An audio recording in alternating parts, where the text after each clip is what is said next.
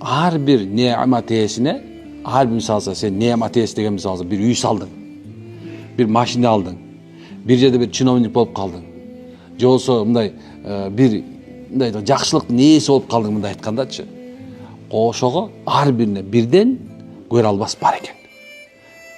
Ойлогош керек да, мен ким жакшы, мен эми жөнөкөй эле киши болгон, менин эмне тиешем бар, мен эмнемди көрөт дейт го. Жок, сен аялың жакшы чыгып калды, тигиники шүмүшкү чыгып калды.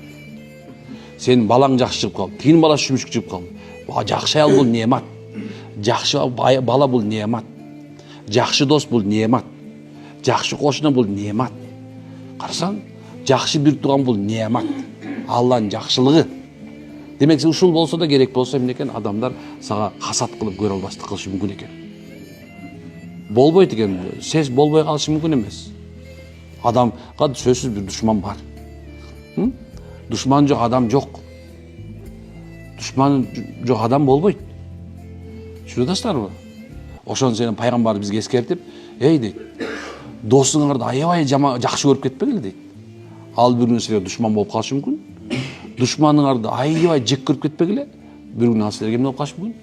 Дос болуп калышы мүмкүн деп. Ошон үчүн пайгамбар саллаллаху алейхи вассалам дагы дуа кылганда, о Алла, мени куу достон сактай көр деп атпайбы? Жанында монда шыйпалаңдап жүрүп, акырында тиштеп кеткен итке окшоп, канчыкка окшогон достордун алыскы дейт. Бекер эмес да бул. Пайгамбар дуа кылып атат. Сиз менен биз эмес. Пайгамбар дуа кылып атат, субханалла. Мына ошондой.